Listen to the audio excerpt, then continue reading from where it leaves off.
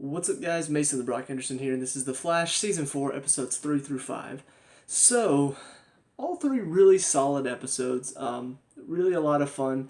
The first thing that I want to address, though, because I just got done today uh, getting caught up on Supergirl and doing the reviews for those, and I talked about at the end of, I think, the last two episodes, that I was shocked to see the positive reviews it was getting. Like on IMDb, that's the only one I really look at for TV shows, but it was all like good reviews, like 7.7, 8.0, 7.8, and all three of them were like the best one of the three was still like and still had some serious problems with it, but the other two were god awful. And I'm like, how is it getting rated so high? Well, I'm looking at these, and the first one's 7.8. I'm like, okay, that's pretty good. Second one is 8.7. I'm like, yeah, that was pretty interesting. And then the third one, Girls' Night Out, which in my opinion was a lot of fun, really hysterical, and still actually tied into the main plot, which one of the episodes of Supergirl did not do at all. And he gets a 5.7. I want to understand, how is it that a great show like The Flash can get some terrible reviews, get some terrible ratings on even episodes that aren't necessarily like great or anything masterful, but still a lot of fun and hysterical. And it gets a 5.7. And then you got the third episode of Supergirl this season, which tied into absolutely nothing. Half of the episode was Maggie complaining about how her parents didn't accept her when she came out. And then it still gets a 7.7. Like, it ties into absolutely nothing. Most of the story went nowhere, and it still gets a great review. How? Clearly something's going wrong, but whatever the case, let's talk about The Flash, just The Flash, because this is a much better show. The first of these three episodes, Luck Be a Lady, very interesting, I guess, start to these three. We've already got, most of the season has been fairly interesting with the Thinker being in there. Seeing him talk about these metahumans that he's created, quote unquote. And so it's kind of a question of what happened, how did these metas come to be? Well, we see at the beginning of this episode, we meet the meta for this episode. Becky was her name. And we see her going through her life and just everything's going wrong for her, a bunch of bad luck. And the Thinker is talking about, ever since then, she's changed around and stuff like that. And so she ends up on the bus that we come to find out later that everybody else was on, and she gets the power to change her luck to good luck, and the field around it, the quantum field around her, causes everybody around her to have bad luck while she's having great luck. And so already that's an interesting premise, and they handle it very well because there's a lot of really kind of interesting, weird things going on, like somebody tripping and falling, and then they drop something onto somebody else who then drops their thing, and that causes like a chain reaction type of thing. And so she's been using this to just get a bunch of money. So obviously Barry goes to stop her, and whenever he shows up to stop her, as she's leaving, these guys like dump marbles right into the road as he slips over them. Kind of cartoony, but I mean it works for what it is because he's supposed to have bad luck. And then the rest of the episode is pretty much just everybody having horrible luck. Barry and Iris, they just got the venue that they wanted for a wedding. Well, that backfires. And then their backup plan also backfires because somebody else booked on that day that they wanted. And so now they're trying to figure things out. Cecile and Joe are, looking at the house, and it's old and rusty, and now it's falling apart. And now it's really falling apart. And so they hire this guy to come look at it. He says it's going to be a ton of money to have to fix it. We see Harry Wells returns from Earth 2. Is he from Earth 2 or Earth 3? I think it's 2. But he returns and reveals to Wally that Jessie just wanted to break up with him because she wanted to focus on her own things. Apparently he got kicked off because the team that he created for her, she didn't want him to be a part of it, so now he had to come to this Earth, and now we're seeing, just everything is going wrong for everybody. One of the funniest scenes in this entire episode, though, just absolutely hysterical. I'm still laughing thinking about it. Iris is just like, you know what? I don't know. I'm worried something's gonna go wrong. So let's get married today. Let's do it right now. She takes Barry to a freaking funeral to get married, and just hijinks ensue. Like they go up after the funeral is over. Like, that was a beautiful funeral. That was lovely. That was like, what is this? And then they're just like, we want to get married right now. And so the guy starts wetting them. And then all of a sudden starts like breaking out with something on his face. Apparently he's allergic to cinnamon, and they put the cinnamon rosary on him. I'm like, oh my gosh, this is absolutely insane, but it's also handled very funnily. Funnily? Very funny. And so it was just so much fun to see this episode, see everything, how everything goes wrong, the clever ways that they do that, and then ultimately we see the end of the episode. The whole climax is she's in a casino where she used to work and getting lucky, snake eyes. And so her quantum field is just growing to where everybody's in bad luck. It looks like, a plane's about to crash in the water. Joe and Cecile, the house is about to collapse on them. The particle accelerator is about to explode. And ultimately, it does explode. But the reverse thing, like the reverse wave or whatever, that emits whenever it explodes, reverses her luck. So she gets bad luck, and then everything is sort of fixed. The plane starts working again, good luck. The house stops crashing, good luck. Barry is able to get the handcuffs off and cuff her and take her to jail, so good luck there. So just good luck all over the place. And then ultimately ends with the ultimate good luck, which is, they figure out the Thinker's plan. So yeah, it was a very interesting episode. They finally figure out what exactly is going on. They find out about these metahumans. Apparently there was this bus that was driving by, which we did see, and as soon as it happened, or as soon as they showed it, I'm like, oh, I remember that. So apparently everybody that was on this bus that was in front of the portal that opened up when Barry came out of the Speed Force, apparently that gave them all abilities because dark matter flowed out. And not only that, but apparently the Thinker also knew exactly where that the hole was going to be. He knew the dark matter was going to come flowing out. He knew all of this, and that's why he set all of this up with the samurai robot. And I don't know, it's very interesting to see that he set all of this up, and he knew exactly where Barry would come out of the Speed Force and made sure all of these people were there. We do find out that the bus driver apparently was killed. I'll be very interested to see how he plays into it, whether he didn't get powers or whether he was working for the Thinker and was told to drive the bus there, and so he was killed as he wasn't, or they didn't want him to talk. I don't know. I'll be interested to see that. But this episode, though, does end on kind of I don't know, it's bittersweet for me. Bitter because I don't like what they're doing here, but sweet because of how it pays off. So Joe and Cecile are sitting talking about the house, and Joe's talking about, maybe it's time to move out. Barry and he had already sort of had this talk about how the house may go, but the memories will never leave. But then Cecile has a change of heart, and she's like, you know what? You said this was a great place to raise kids, so I'll be happy with it. And she said, especially because you said it was a good place to raise kids. I'm like, what, is she pregnant? And she's like, Joe, I'm pregnant. I'm like, oh, no. And the thing about it is, on the one hand, if they do something interesting with this, if it has something to do with like the particle accelerator blast and that reversed fortune or something like that, and somehow she was able to get pregnant beyond all odds or something like that, I don't know. If they do something interesting with this, I might be okay with it. But on the face of it, I'm just like, really? First of all, how old are you and Joe? Like, I assume they both have kids that look like they're in their early, maybe mid-20s. And, I mean, that means you've got to be at least 40-something, right? I mean, obviously I'm not a woman, so I don't know anything about when the baby-making cells sort of die off. But I assume that once you hit about 42-ish, 43-ish, early 40s, I assume that's about when it's like, okay, no more. So to get pregnant at her age is very odd. But on top of that, I don't know. I don't think bringing a baby in is going to really help overall. It's not, I guess it's not a storyline that really interests me overall. And this is true of all of the CWDC shows, is that they always have these sort of side stories, and some of them are interesting, some of them are not. This is one of them that are not to me. On the plus side, though, like I said, bittersweet, because the reaction is hysterical.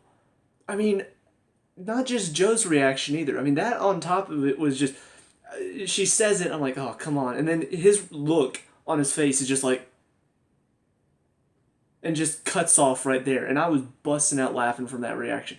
But on top of that, at the end of the next episode, when he reveals to everybody that she's pregnant, they do like this party music and everybody's pulling out cigars and they're all like, and the party music's playing and I'm like, this is freaking hysterical. It's stupid, but it's hysterical at the same time. I mean, the reaction to it has been brilliant so far. I don't know what they're going to do with this baby. I don't know why it's in there. But so far, the reaction to the announcement of the baby has had me just rolling in laughter. So anyway, we'll get on to the next episode. Episode 4, Elongated Journey into the Night. Or Into Night. Try to remember that one. So this is the one that introduces Dibley? I believe it's Dibney. Philip Dibney. I believe they're going to be calling him Dibney, though. Oh, Ralph. Why did I think Philip? Yeah, Ralph Dibney.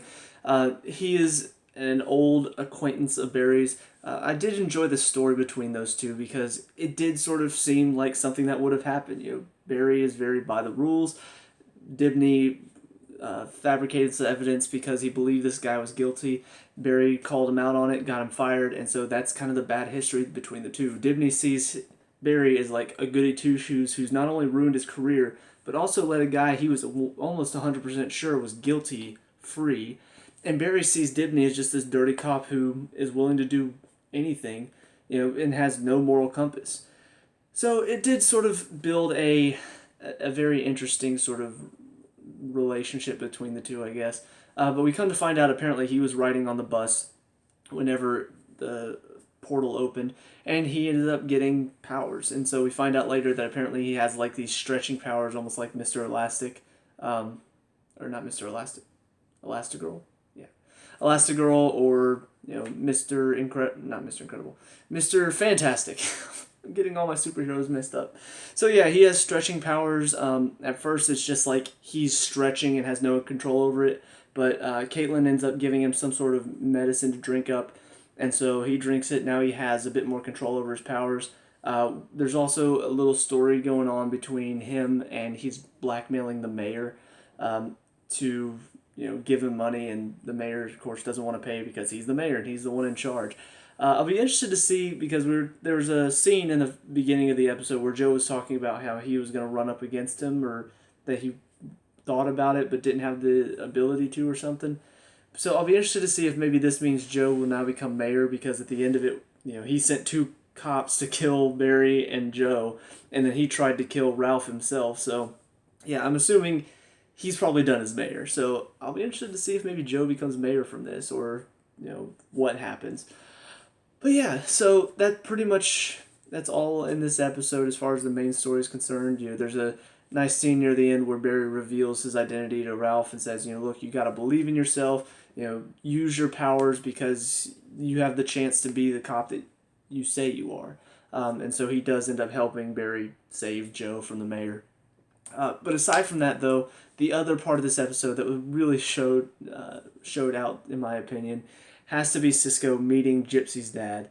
Already it's kind of funny because he and Gypsy are having this nice night, and then all of a sudden in walks Machete, and he's playing Gypsy's dad, and he's freaking out, throwing his powers everywhere, trying to get Cisco, and Cisco's like freaking out, and of course Gypsy walks in, and she's like, "Dad?" And so this leads to just a bunch of really funny scenes.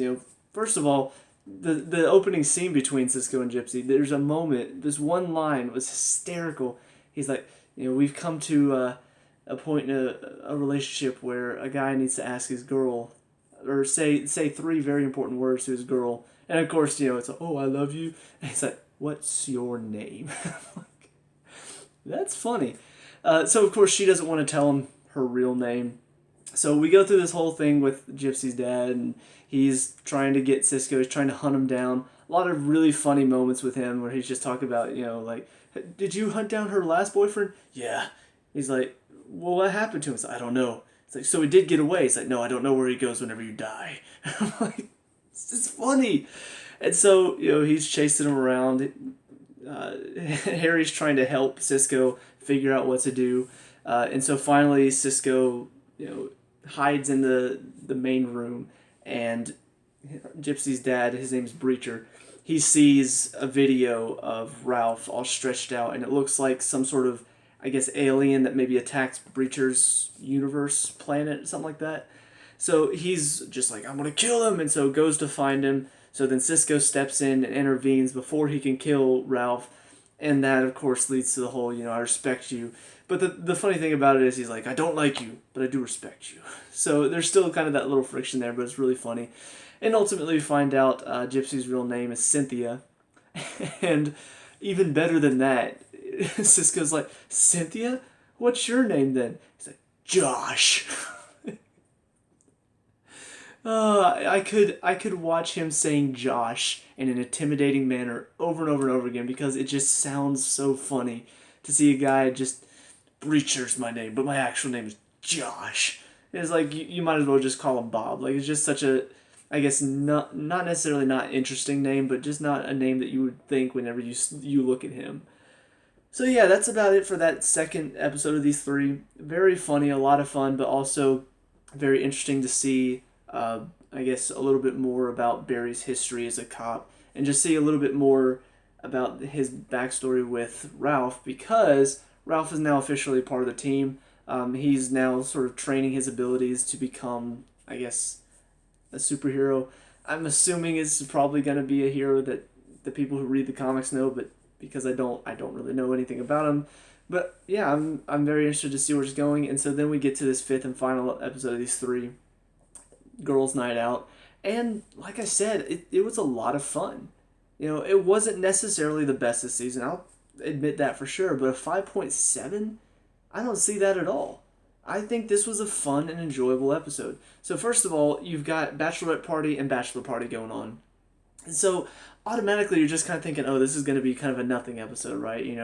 Bad things happen in both sections of it, and they have to fight off some bad guy, right? Well, not quite. It actually does provide some depth. First of all, on the Bachelorette Party side, we see a little bit more about Caitlin, because the Killer Frost comes out at her because this guy that she was intimidating at the beginning of the season, he comes and attacks during their little dinner. And so the Killer Frost side comes out in her, and so she fights him off. We come to find out apparently she's trying to leave because Animet? I hate names so much. I can't remember her name now. I'm about to find it. Yeah, Amunet Black. Apparently this lady has been sort of controlling Caitlin for a while. And so Caitlin's trying to get away from her. Killer Frost is like, I'm leaving town. But ultimately she goes to talk to Amunet to sort of, I guess, call her off and say, look, I'm done, I'm leaving, I'm out. And of course Amunet is one of those people that you just can't get away from. We find out apparently she's also a metahuman. She has the ability to control metal around her.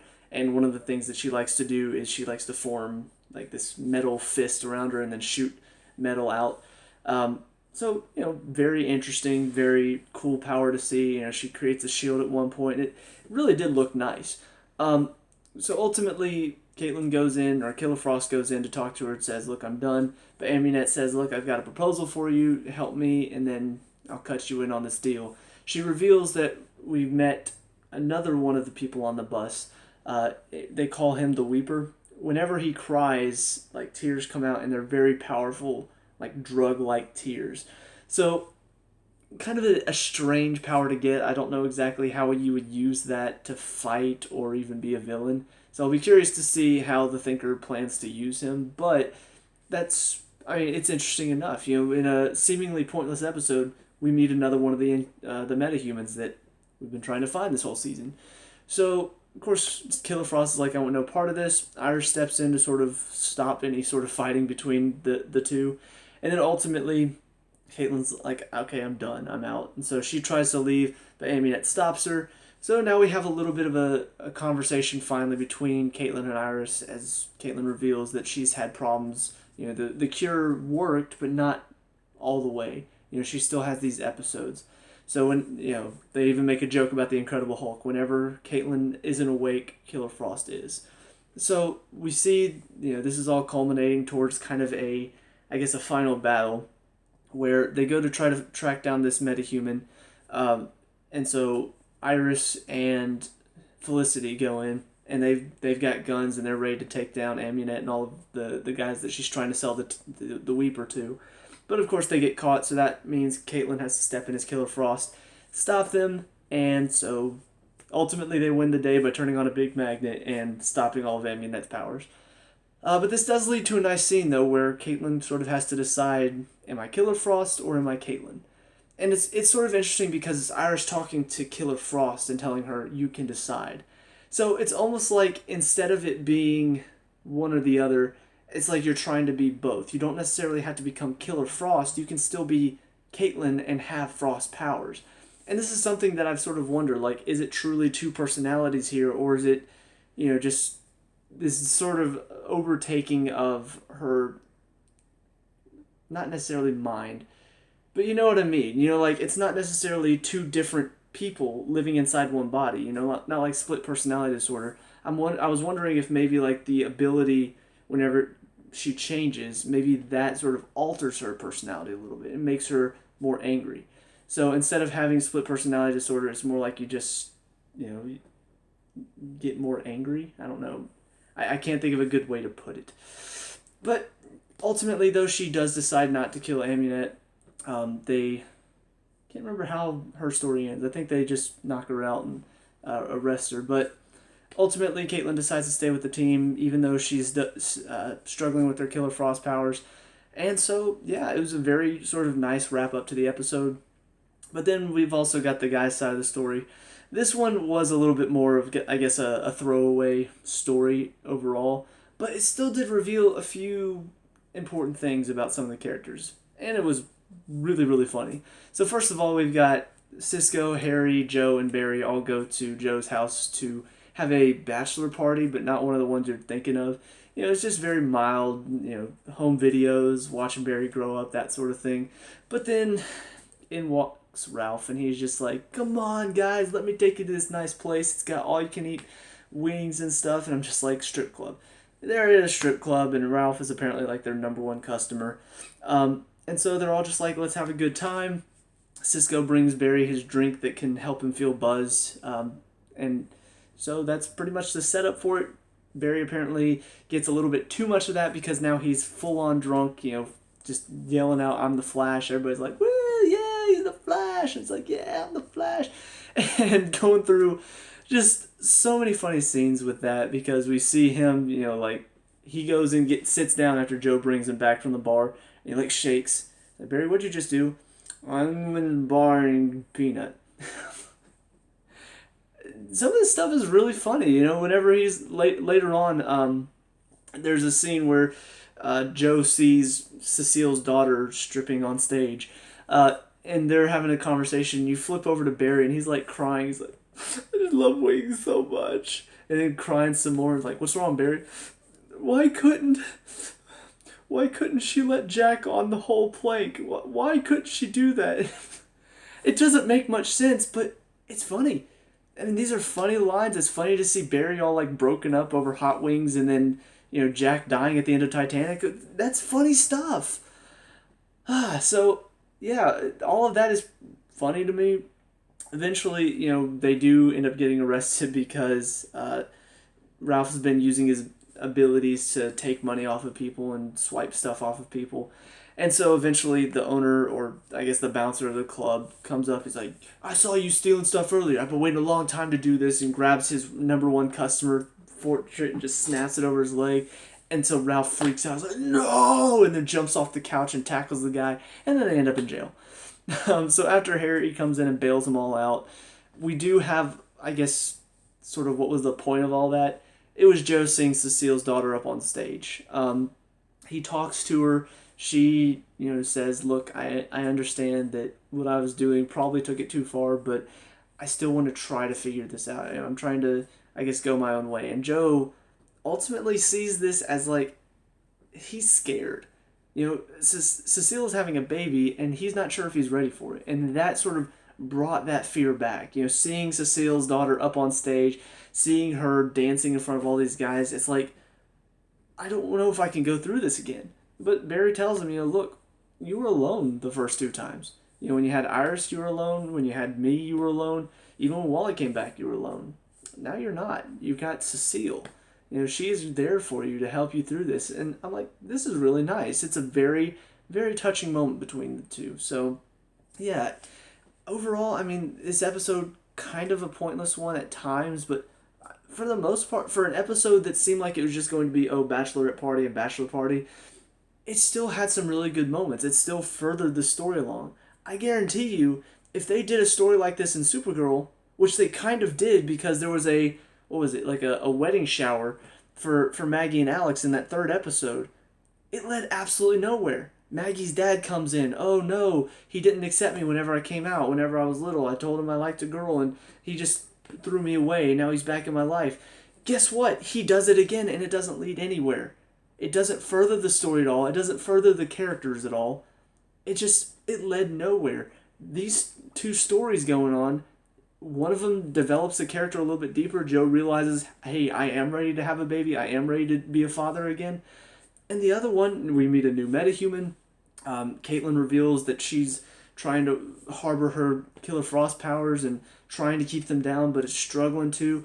A deeper relationship with her and Iris. At the end of it, she's Iris' maid of honor. I mean, a lot of good stories came out of this from a seemingly just pointless episode. And that's what The Flash is doing so much better. That's why the show is the best out of these four. Because the character development is so much better. The stories are a lot of fun. The jokes are a lot funnier. I'm actually laughing at most of them. You can't do that in most shows. Most of the time, you have a stupid episode like this. It's kind of like, yeah, okay, that was fine, but I wouldn't remember it. This one I'm going to remember because there were important scenes in this. There were things that actually mattered. So yeah, I kind of still went off on Supergirl a little bit in this episode, even though it's all about the Flash. But frankly, I mean, comparing the two, they have tried before. They've tried to sort of compare the two. They've tried to compare Barry and Iris to Kara and Mon-El last season. There's no comparison between these two shows. The Flash is so much better than Supergirl by a mile. And, I'm sorry, not by a mile. Would 10 trillion miles work? Maybe? Might still be a little too low. But anyway, that's what I think of these past 3 episodes, so let me know what you guys think down in the comment section below. What were your thoughts on these episodes? Let me know. We can talk about and discuss all that good stuff. Leave a like and subscribe for future Flash reviews, and I'll see you guys in the next one. Peace out.